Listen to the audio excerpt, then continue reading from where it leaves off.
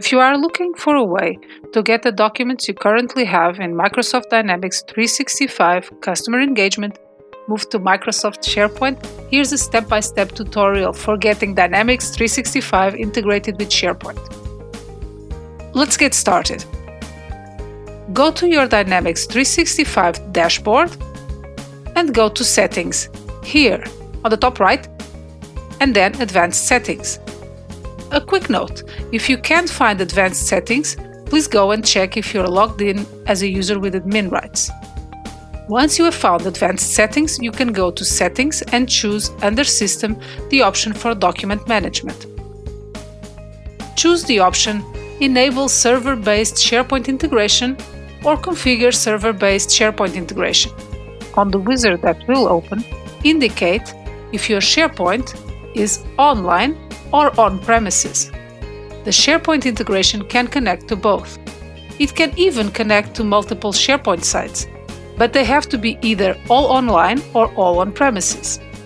As I chose online on the previous step, now I need to enter the URL of the SharePoint site I want to use. Simply open the SharePoint site main page and copy the URL on top. The wizard will validate it when you click Next.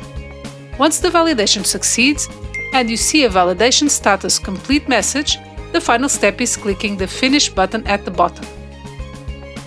Next, you need to select which entities you want enabled for the SharePoint folders. For this, go back to your Document Management screen and click on Document Management Settings. In this pop-up window, you check the entities for which you anticipate you are going to store documents for. Please also check if the field below indicating the SharePoint site is correctly filled in. This SharePoint site will be used as the default site for document management. You can then define the folder structure. You have three different options. First, you can choose to not check the Based on Entities checkbox, in which case folders will not be automatically created.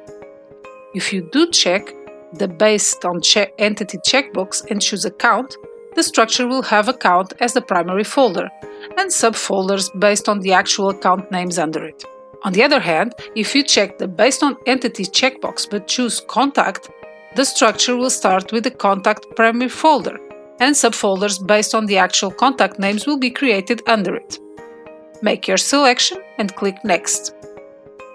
You might have to wait a little at this point, as the document libraries are going to be created now. Once that is done, you can click Finish. Success! The integration is now live. On the Dynamics 365 site, for the entities you enabled, in our case contacts, you will see the documents are stored in SharePoint. Let's have a look at the document created for a contact that is now stored on the SharePoint side. Let's start by looking at it on the Dynamics 365 side. You can open it normally, it's as simple as clicking a link. On the SharePoint side, you can see the contact folder, then a folder for this specific contact, and then the documents for it are all stored inside. You can compare it with what you see in Dynamics. At this point, you might think you have nothing left to do, but in fact, there are still two aspects to consider. The first one is permissions.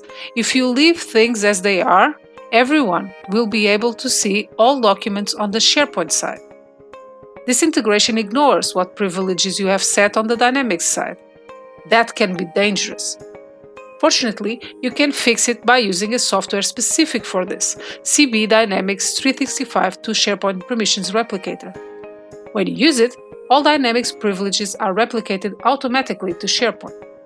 It's an app that's always running in the background to guarantee all permissions are correct at all times, even if privileges change, team members are added or removed from groups, etc. The second aspect you should consider is folder structure. If you don't like the structure you got for the folders, that is, one folder per account or contact, you can use an add-on to improve it. The add-on is called SharePoint Structure Creator, and it has another big plus. It enables you to avoid reaching the unique permissions limit set by Microsoft.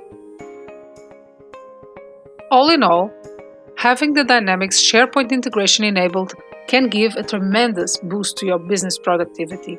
Users will no longer need to go around looking for the files they need.